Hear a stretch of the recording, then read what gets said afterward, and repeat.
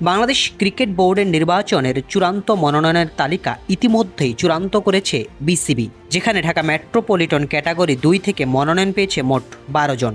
এদের মধ্যে অন্যতম একজন হলো প্রফেসর ডাক্তার সরকার মাহবুব আহমেদ শামীম, যিনি একই সাথে ডাক্তার ও একজন ক্রীড়া সংগঠক, যিনি এবারের বিসিবি নির্বাচনে ঢাকা ওয়ান্ডার্স ক্লাবের হয়ে পরিচালক পদে প্রতিদ্বন্দ্বিতা করবেন।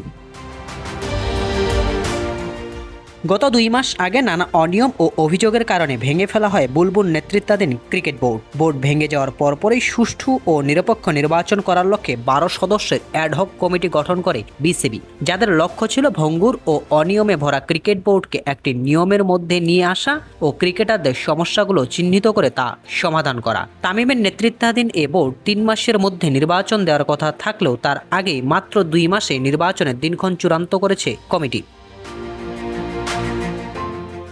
আগামী মাসের প্রথম সপ্তাহে 7 জুন অনুষ্ঠিত হতে যাচ্ছে বিসিবির বহুল আলোচিত নির্বাচনকে সামনে রেখে ইতিমধ্যে মনোনয়নপত্র জমা দিয়েছে দেশের বিভিন্ন ক্লাব ও সংগঠনের প্রতিনিধিরা। তাদের মধ্যে আলোচনায় উঠে এসেছেন প্রফেসর ডাক্তার সরকার মাহবুব আহমেদ শামীম। ঢাকা ওয়ান্ডার্স ক্লাবের প্রতিনিধি হিসেবে নির্বাচনে অংশ নিতে যাওয়া এই ক্রীড়া সংগঠক দীর্ঘদিন ধরেই ক্রিকেটাঙ্গনের সঙ্গে জড়িত। একজন চিকিৎসক হিসেবে তিনি আগেই খ্যাতি পেয়েছেন বাংলাদেশে, অর্জন করেছেন ডক্টরস অ্যাসোসিয়েশন অব বাংলাদেশের প্রেসিডেন্ট পদ, সামলিয়েছেন শিকদার মহিলা মেডিকেল কলেজের চেয়ারম্যান পদের মতো গুরুত্বপূর্ণ সব দায়িত্ব।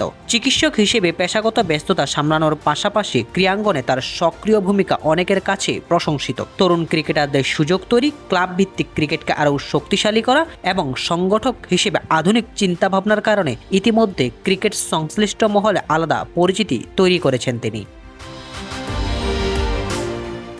দায়িত্ব নেওয়ার পর থেকে একের পর এক চমক দেখিয়েছে অ্যাডহক কমিটি। তাদের হাত ধরে ক্রিকেটের মান উন্নয়ন ও ক্রিকেটারদের খেলার প্রতি আগ্রহ বাড়িয়ে তুলতে তামিম নিয়েছেন একের পর এক গুরুত্বপূর্ণ সিদ্ধান্ত। ক্যাপ্টেন্স কার্ড প্রদানের মতো নিয়েছেন এক যুগান্তকারী সিদ্ধান্ত।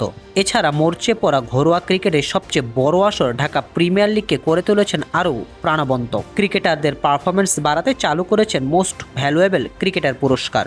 ফলে ধারাবাহিক পারফরমেন্সে বাড়তি আগ্রহ দেখা গেছে খেলোয়াড়দের মধ্যে। শুধু খেলোয়াড়দের কথাই নয়, অ্যাডহক কমিটি মাথায় রেখেছে দর্শকদের কথাও। ফ্রি পানি থেকে শুরু করে গরমের হাত থেকে বাঁচতে ফ্যান লাগানো সবই হয়েছে এই কমিটির আওতায়।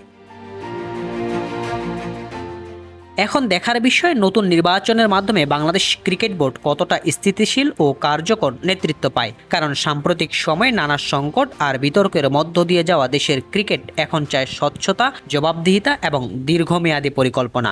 আর ক্রিকেটের সেই লক্ষ্য পূরণে এগিয়ে আসতে হবে ডাক্তার মাহবুব শামীমের মতো দক্ষ ও অভিজ্ঞ নেতৃবৃন্দের।